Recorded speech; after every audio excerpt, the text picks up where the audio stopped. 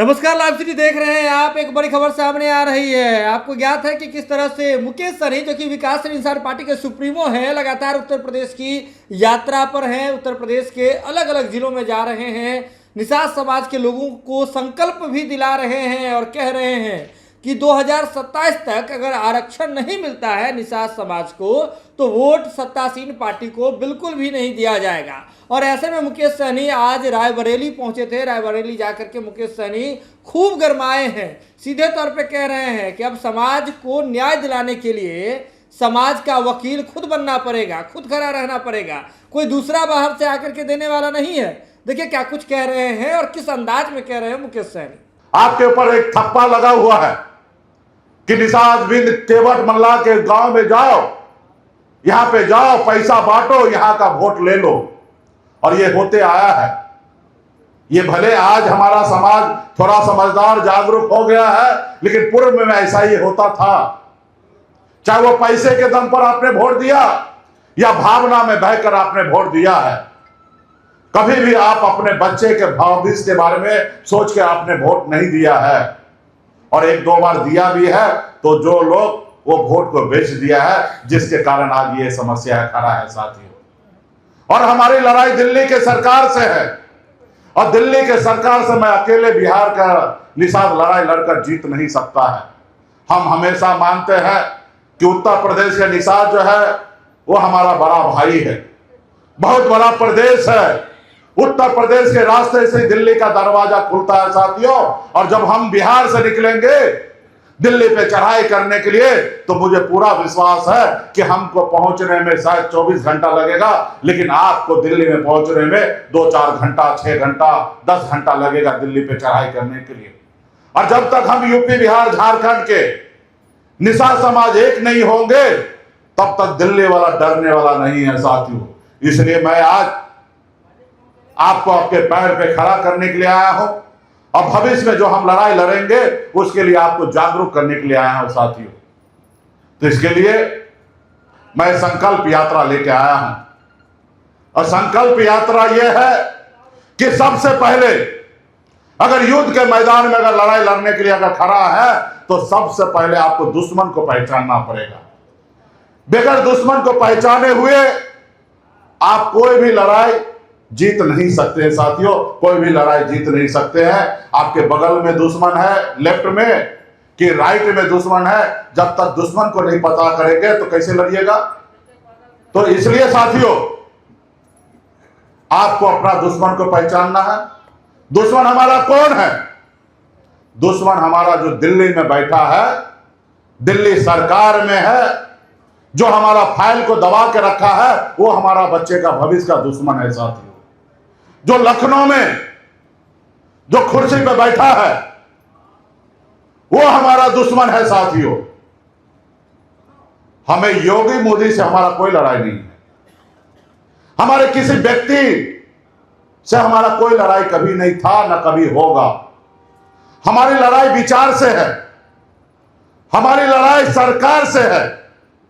आज मोदी जी है, कल कोई और होगा, इससे पहले कोई और थे, और जो भी आएंगे जाएंगे।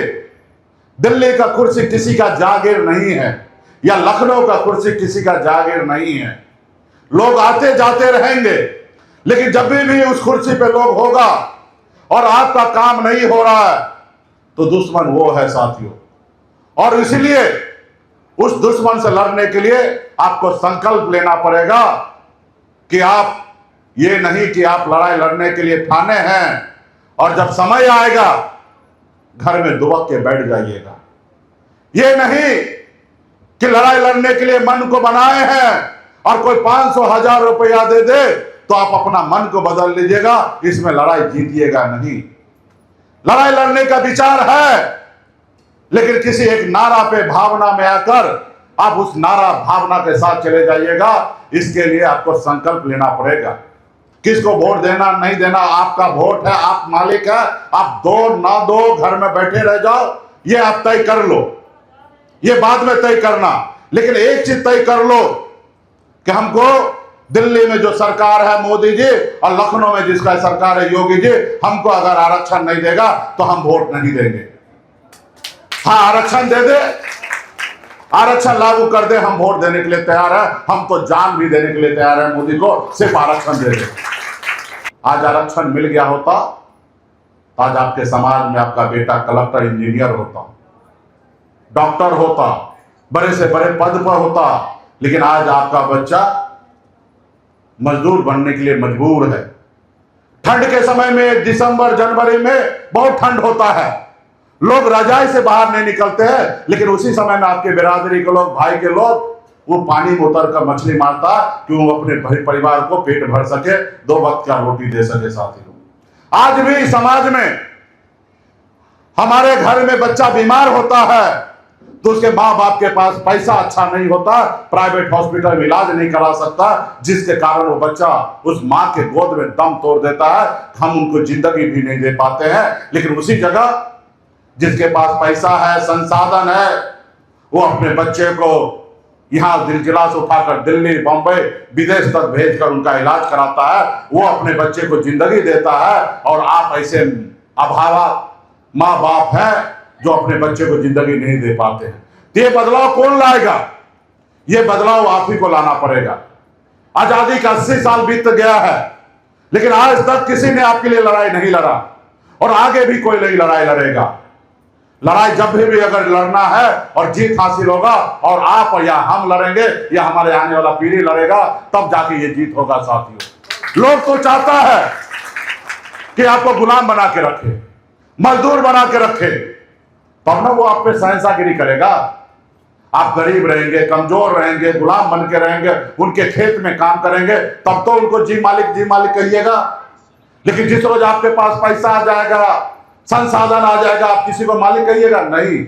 और जो पहले से मालिक बना है वो आपको मालिक क्यों बनने देगा? साथियों, अगर मालिक बनना है, सर उठा के जीना है, तो आपको संघर्ष करना पड़ेगा, जैसे कभी हमारे पूर्वज ने किया था। 250 साल तक लड़ाई लड़ा, तब अंग्रेज को मार के भगाया। साथियों, आज आजादी का 80 साल बीत चुका है, लेकिन यह समाज में दुर्भाग्यपूर्ण है। आबादी भी बहुत बड़ा है, ठीक ठाक समझदार, पढ़ा लिखा है, उसके बाद भी इस देश में आपने एक नेशनल नेता को पैदा नहीं किया। जैसे अन्य बिरादरी के लोग नेशनल नेता पैदा किया है। उत्तर प्रदेश के अगर यादव भाई की अगर बात करें तो स्वर्गीय मुलायम सिंह यादव को जन्म दिया है। बिहार में हमारे यादव भाई आदरणीय लालू प्रसाद यादव जी को जन्म दिया। बिहार में हमारा दलित भाई स्वर्गीय रामविलास पासवान को जन्म दिया। हमारा बिहार में मांझी भाई जीतन राम मांझी को जन्म दिया। उत्तर प्रदेश में दलित भाई बहन मायावती जी को जन्म दिया। आपने किसको दिया? सत्ता में है हमारे बड़े भाई डॉक्टर संजय निषाद जी। ज्ञापन जो है वो विपक्ष के नेता का घर दरवाजा पे भेज रहा है कि आप हमारी लड़ाई लड़ो। अरे मूर्ख आदमी, क्यों तुम अपने कार्यकर्ता को मूर्ख बना रहे हो? तुम भी मूर्ख हो, तुम स्वयं मंत्री हो, तुम स्वयं सरकार हो। आप आंख में आंख डालकर योगी से बात करो।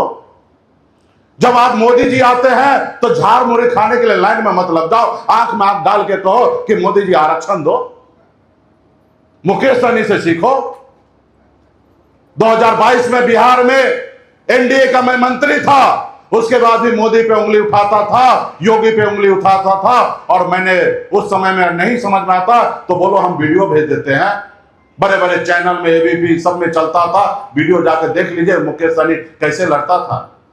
उत्तर प्रदेश में पार्टी लॉन्च करने से पहले हमने एक नारा दिया था कि आरक्षण नहीं तो गठबंधन नहीं, गठबंधन नहीं तो वोट नहीं। उसके वादा पे मैं खड़ा रहा। भले हमारा मंत्रालय गया, विधायक खरीद लिया, लेकिन हमने लड़ाई लड़ा है मजबूती से। साथियों, आपके हक अधिकार के लिए हमने एक पैर भी पीछे नहीं रखा। अगर मैं एक पैर भी पीछे रखता तो आज मैं मंत्री भी रहता, मेरे पास सब चीज रहता, और ये डॉक्टर संजय निषाद का जन्म भी नहीं होता अगर उस समय अमित शाह से मैं सेटलमेंट कर लेता तो।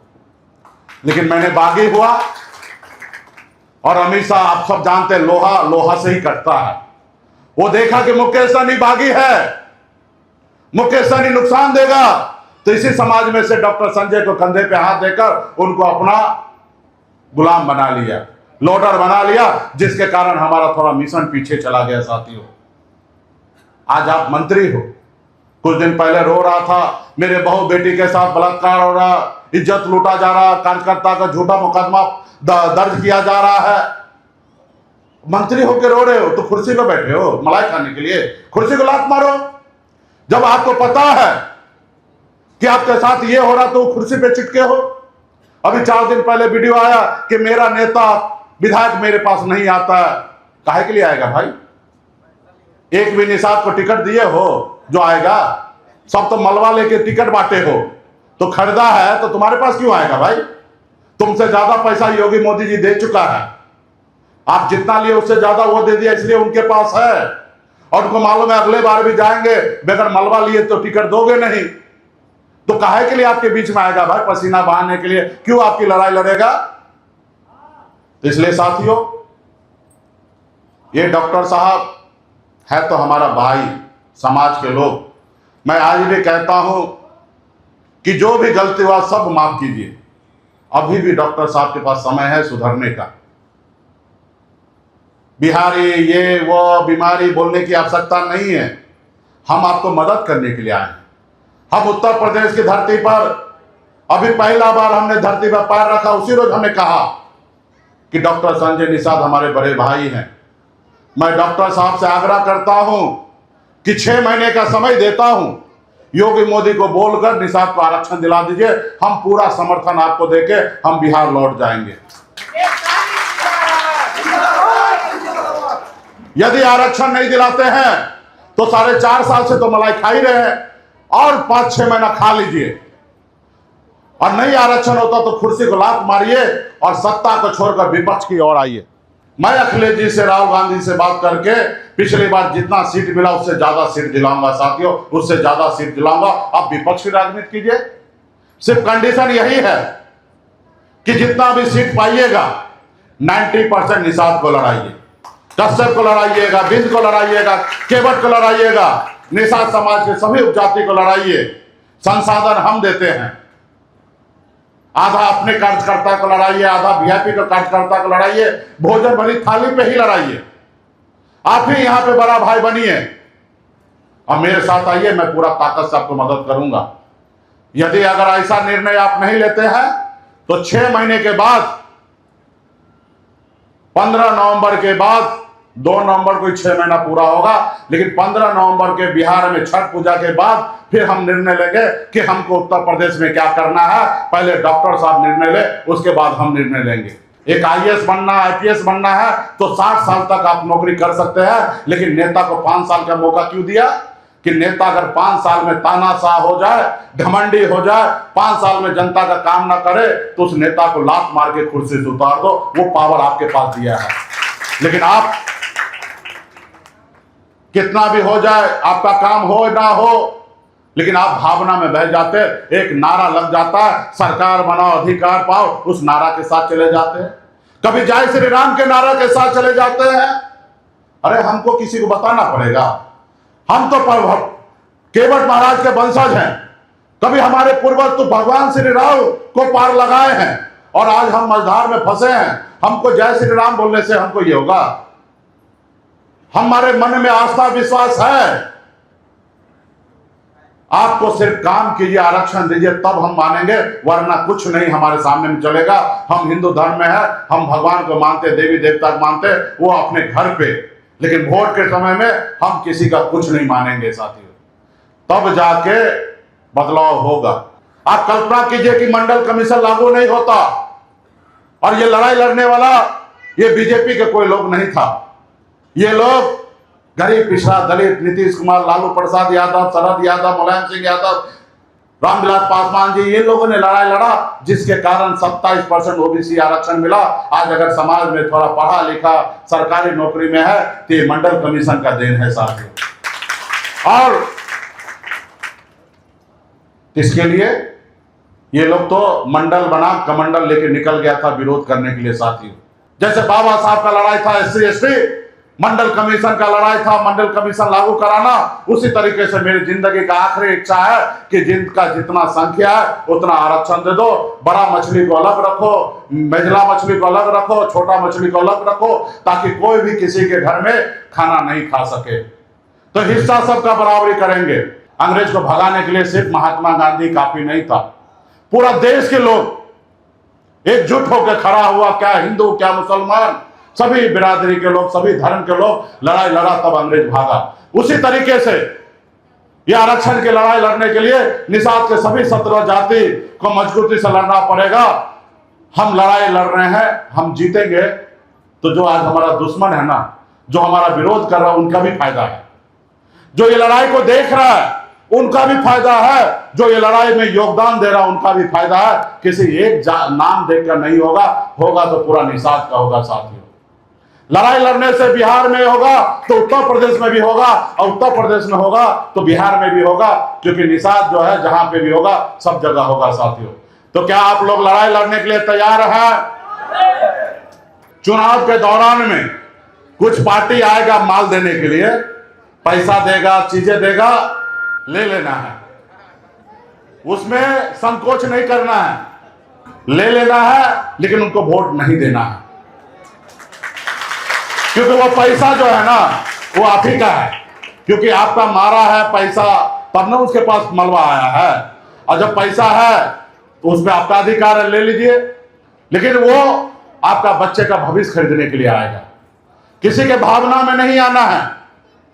हमने दुश्मन तय कर लिया है, आरक्षण दो नहीं तो हम वोट नहीं देंगे। तो वीडियो देख लिया आपने। आपको बता दें कि मुकेश सहनी रायबरेली पहुंचे थे, वहां पर कार्यकर्ताओं ने उनका भव्य स्वागत किया है और उत्तर प्रदेश में मुकेश सहनी लगातार अपने संगठन को मजबूत करने की दिशा में कदम बढ़ाए हुए हैं। मुकेश सहनी बिहार के पूर्व मंत्री रह चुके हैं, सन ऑफ मल्लाह के नाम से जाने जाते हैं, और निषाद आरक्षण को लेकर के उन्होंने बिगुल फूका हुआ है। यह खबर आप लाइव सीरीज के यूट्यूब पर देख रहे हैं, आप सब्सक्राइब कर ले, फेसबुक पर देख रहे हैं तो फॉलो कर ले, जुड़े लाइव सीरीज के साथ। खबर का सिलसिला लगातार जारी है।